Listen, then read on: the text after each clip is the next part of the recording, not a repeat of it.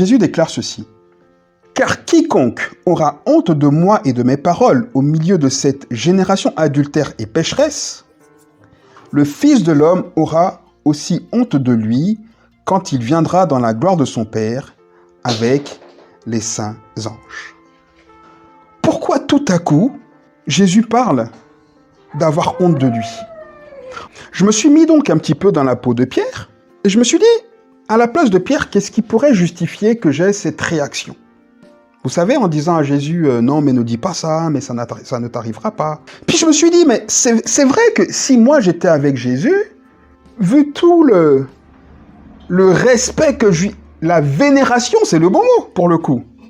Vu toute la vénération que je lui porte, si moi, Hugues, j'étais à la place de Pierre et que j'avais vécu tout ce que Pierre a vécu avec Jésus, j'irais, mais c'est insensé, Seigneur, c'est impossible. Mais tu peux pas passer par des chemins aussi dégradants, voyons. C'est juste, à la limite. Évidemment, j'aurais associé l'image que Jésus me présentait de ce qui allait lui arriver à quelque chose de honteux. Après 3 années aussi glorieuses, je pense que pour Pierre, c'était clair que ce que Jésus lui disait allait arriver était juste inimaginable. Le dictionnaire nous dit que la honte est un sentiment pénible d'infériorité. La honte, c'est le fait de se sentir inférieur à quelque chose ou à quelqu'un et de le vivre de manière pénible. Et le dictionnaire dit aussi que la honte est un sentiment d'humiliation devant autrui. Aucun chrétien ne peut se sentir dans ce sentiment d'infériorité pénible par rapport à Jésus. C'est pas possible. Personne de nous ici n'a honte de Jésus. Et pas plus nous que Pierre. On ne peut pas imaginer que Pierre ait honte de Jésus. C'était son disciple le plus proche.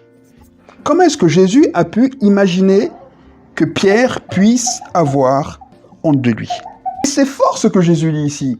Et c'est fort d'autant plus que Pierre a déjà vu ce que Jésus est capable de faire. Il lui dit, je te donnerai les clés du royaume des cieux, et ce que toi, Pierre, tu liras sur la terre sera lié dans le ciel. Waouh! Mais tout de suite après, avoir dit des paroles aussi fortes, aussi puissantes, il lui dit, oui, mais avant tout ça, il faut que je sois humilié. Pierre dit, non, mais voyons, attends, mais oh, c'est pas possible que tu sois humilié comme ça. De quoi tu me parles? Ce que Pierre aimait, comme chacun de nous, c'est tout ce que Jésus peut nous donner qu'on considère bon. Pierre était heureux d'être le disciple favori de Jésus, tant que Jésus était celui qui marchait sur l'eau. Tant que Jésus était celui qui leur ordonnait de chasser les démons. Tant que Jésus était l'homme de Galilée qui venait pour ouvrir les yeux des aveugles. Tant que Jésus était cet homme capable d'ordonner aux personnes qui ne marchaient pas depuis 40 ans de se lever et de marcher. Ça, Pierre aimait. Et à l'idée, à la pensée qu'on pourrait vraiment associer son image de disciple, son image de bras droit de Jésus à cet événement aussi dégradant, Pierre a réagi. Il a dit non, non, non, ça va pas arriver, mais ça peut jamais nous arriver. Et là, Jésus lui dit, arrière de moi Satan, car tu ne conçois pas les choses de Dieu, tu n'as que des pensées humaines. Jésus dit ici à Pierre, tu réfléchis comme quelqu'un qui ne connaît pas Dieu. Jésus dit à Pierre, tu acceptes de moi les choses glorieuses et tu n'accepterais pas de m'accompagner dans les choses que tu juges honteuses. Tu réagis comme quelqu'un qui ne connaît pas Dieu. La vérité, c'est que chacun de nous avons une sorte de limite, une sorte de barrière dans ce qu'on appelle le fait qu'on n'ait pas honte de Jésus. Je dis, et je le crois. Je crois que personne de nous ici n'a honte de Jésus. Je le crois. Mais on a tous, si on se regarde honnêtement, une barrière après laquelle on commence à avoir honte de Jésus. Et généralement, cette barrière se manifeste dans un cercle précis. Ça peut être dans notre famille, ça peut être avec un cercle d'amis précis, ça peut être avec des collègues. En tout cas, il y a toujours un cercle de personnes, parce qu'il y a des gens avec lesquels on peut parler de Jésus sans aucun problème, sans aucune limite. Mais il y a toujours un type de personnes, un groupe de personnes au milieu desquels, quand il y a quelques sujets qui sont abordés, on commence à avoir un peu de réticence.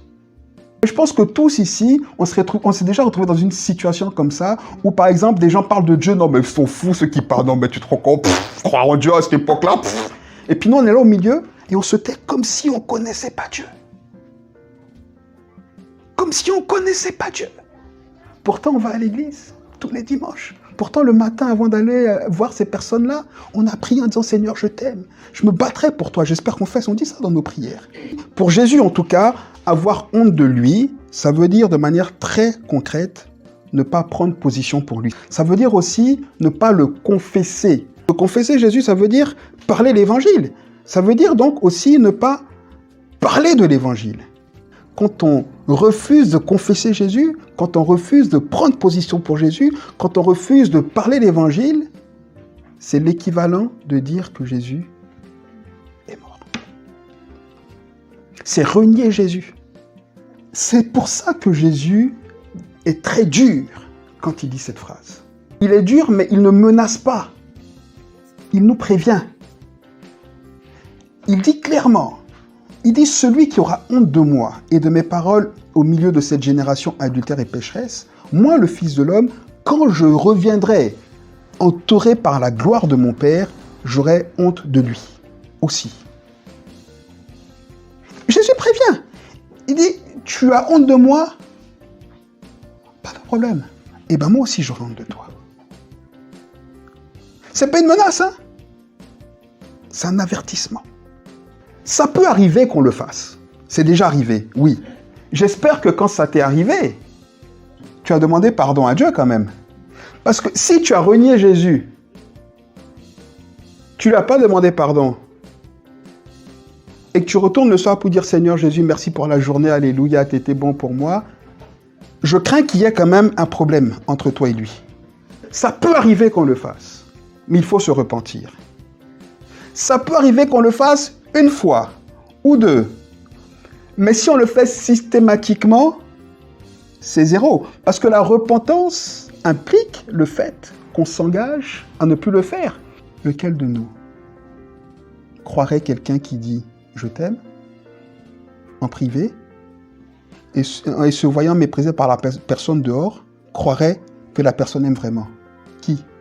T'as beau me faire ce que tu veux en privé, t'as beau me faire les cadeaux que tu veux, t'as beau me dire les mots que tu veux, me donner le ciel en privé. Si à la moindre occasion en public, tu montres que tu as honte de moi, tout ce que tu as fait est barré. C'est la même chose. Le soir, on rentre, le matin, avant de partir, « Seigneur Jésus, je t'aime, oh, plus de toi, un souffle nouveau, alléluia, alléluia. » Et dès qu'on sort, Jésus là, Jésus là, Seigneur Jésus, il y a un problème. Jésus dit, vous qui faites ça, quand je viendrai, j'aurai honte de vous. Le sentiment de honte est lié à nos propres valeurs. Et on a toujours honte, on se sent humilié, on se retrouve dans ce sentiment pénible d'infériorité par rapport à quelque chose selon nos valeurs. On a honte parce qu'on se compare, on compare quelque chose à nos valeurs. Mais Jésus dit ici, regardez la chose à laquelle vous vous comparez et qui fait que vous avez honte de moi. Il dit, vous avez honte de moi au milieu de cette génération adultère et pécheresse. Ces personnes face auxquelles on a honte de lui. Comment est-ce que Dieu les voit? Il dit, tu as honte de quoi? Tu as honte de ne pas être rebelle à Dieu? Parce que celui face à qui tu as honte là, il est rebelle à Dieu. Tu as honte qu'on te trouve juste parce que lui là, il est injuste. Qui que ce soit qui se retrouve devant nous, qui se moque d'une manière ou d'une autre de Jésus, ou qui remet en question d'une manière ou d'une autre quelque chose qu'on croit fondamentalement, qui est inspiré de la parole de Dieu, quand cette personne-là ne connaît pas Dieu, voilà son état. Donc on ne peut pas avoir honte d'elle. On a honte de quoi? De ne pas avoir un cœur inintelligent. Dieu dit que ces personnes-là, leur cœur est inintelligent. Ces personnes qui pensent tout savoir, non, Dieu dit, ils ont un cœur inintelligent. Et nous, on a honte d'eux. Alors que nous, on a un cœur intelligent. Pas par nous-mêmes, mais par qui? Par l'Esprit de Dieu. Il dit, tu as honte de ne pas être comme eux et de ne pas adorer n'importe quoi. Parce que ces personnes-là, qui disent que toi, tu adores quelque chose qui n'existe pas, adorent des choses qui sont beaucoup plus terribles. Leur travail, l'argent, enfin, plein de choses. Et nous, on a honte de dire qu'on adore Jésus. l'homme le plus saint qui n'ait jamais existé. On a honte de personnes qui ont pour seul Dieu les plaisirs de ce monde. On les envie et on se trouve ridicule quand elles nous disent que nous, on est ridicule à cause de nos positions, à cause de nos choix. Des personnes qui se cherchent des dieux en dehors du vrai Dieu au point d'adorer tout et n'importe quoi. Et nous, en se comparant à elles, on se sentirait moins bien. On aurait honte. On se dirait non, mais on n'a pas notre mot à dire. C'est des gens comme ça qui cherchent le bonheur partout sans le trouver, qu'on envie et auxquels on a honte de parler de notre Jésus et qu'on laisse remettre en question notre Jésus.